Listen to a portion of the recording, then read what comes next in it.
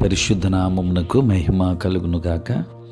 క్రీస్తునందు ప్రియ దేవుని బిడలారా, ప్రభువైన యేసు క్రీస్తు పరిశుద్ధ నామములో మీ అందరికీ ఉదయకాల శుభములు తెలియచేయచ్చు ఉన్నాను.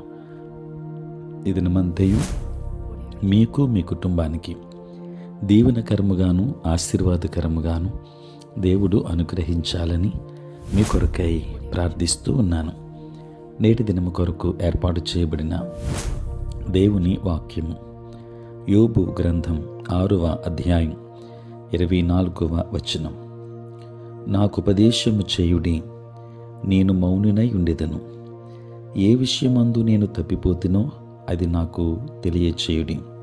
ప్రియులారా, నేటి దినము కొరకు ఏర్పాటు చేయబడిన ధ్యానాంశము శ్రమలలో జయము. ప్రియులారా, అంతయు నిమ్మలముగా ఉండి మనం ఏ తొందర లేని స్థితిలో ఉన్నట్లయితే మన నాలుకలను స్వాధీనపరుచుకోవడం కష్టతరం కాదు.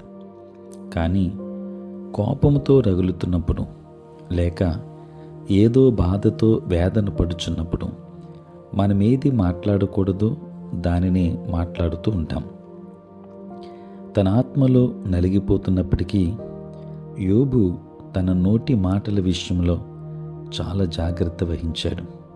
ఒకవేళ తాను తప్పు చేసినలా సరిదిద్దుకొనుటకు ఇష్టపడినంత వినయ మనస్కుడతను.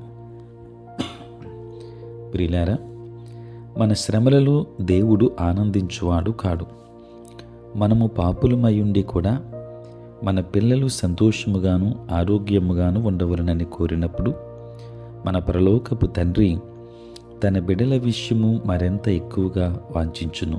కానీ ఆయన మార్గములను మనకు బోధించుటకు మరియు మనలను సరిదిద్దుటకు ఆ శ్రమలు తప్పనిసరి అయిన ఎడల పరలోకపు తండ్రి ఈ బెత్తమును వాడకుండా మనలను చెరుపున వారి వారి తరములలో ప్రవక్తలు, మూల పురుషులు మరియు దేవునితో అతి సన్నిహితముగా నడిచిన దేవుని ప్రజల యొక్క సాక్ష్యమే కీర్తనాకారుడైన దావీదు యొక్క సాక్ష్యమై ఉన్నది.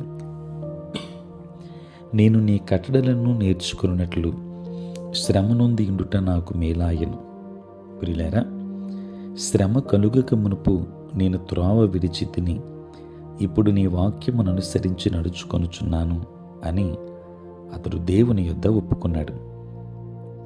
మన మీద ప్రతికూల గాలులు వీచినప్పుడు మన పెదవులు వెనువెంటనే ఇటువంటి మాటలు పలకలేవు. కానీ గతకాలములో మనము అనుభవించిన శ్రమల ద్వారా మనం పొందిన దీవెనలను జ్ఞాపకం చేసుకున్నప్పుడు మన హృదయాలు కఠినముగా మారకుండా ఓపికతో కనిపెట్టగలము. హెబ్రీ పత్రికను వ్రాసిన తెలియబడిన గ్రంథకర్త మన కొరకు అన్ని సమయములకు సరిపడు ఈ మాటలను రాశాడు. మరియు ప్రస్తుతమందు సమస్త శిక్షయు దుఃఖకరముగా కనబడునే కానీ సంతోషకరముగా కనబడదు. అయినను దాని యందు అభ్యాసము కలిగిన వారికి అది నీతి అను సమాధానకరమైన ఫలమిచ్చును. దేవుని బిడ్డలారా,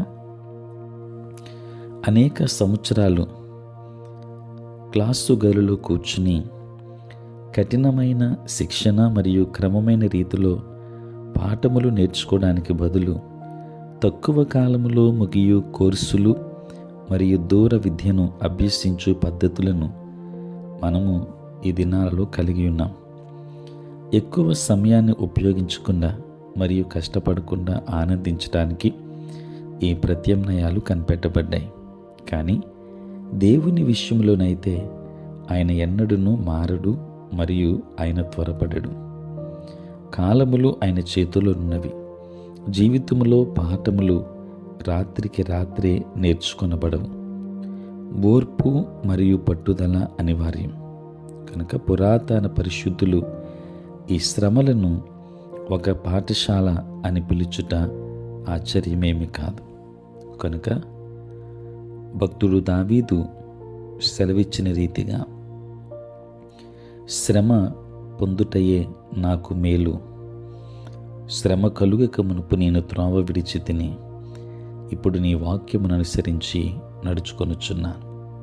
కనుక దేవుని విషయంలో మనము శ్రమ కలిగిన శ్రమలలో విజయాన్ని ఇచ్చే దేవుడు కనుక శ్రమలలో ప్రభుని స్తుతిద్దాం, ఆయనను మహిమపద్దాం, దేవుని ఆశీర్వాదాలు పొందుకుందాం. దేవుడు మిమ్మును మీ కుటుంబాన్ని దీవించునుగాక. ఆమేన్. ప్రార్థన. పరిశుద్ధుడైన తండ్రి, ప్రేమ కలిగిన ప్రభువా, మీ పరిశుద్ధ నామమునకై వందనాలు, స్తుతులు, స్తోత్రాలు చెల్లిస్తున్నాం నాయన. రాత్రంతయు కాపాడి సంరక్షించి సుఖనిద్రను దయచేసి మా జీవితంలో మరి యొక్క నూతన దినాన్ని మేము చూడగలిగే భాగ్యాన్ని మీరు మాకు అనుగ్రహించినందులకే స్తోత్రాలు. ప్రభువా, ఈ దినమంతా కూడా మీ సన్నిధి మాతో ఉంచండి, మీ ప్రసన్నత మాకు దయచేయండి.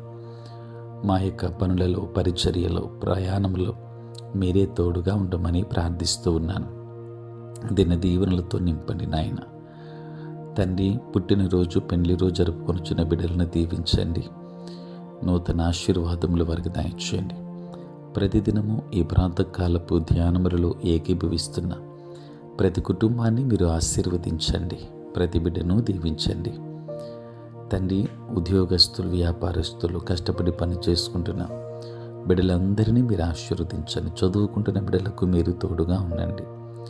ఈ దినమంతా కూడా మీ సన్నిధి మాతో ఉంచమని, రక్షణ మారు మనస్సు లేని బిడ్డలకు వాటిని అనుగ్రహించండి. నీ ఆత్మీ వాక్యములో స్థిరపరచండి.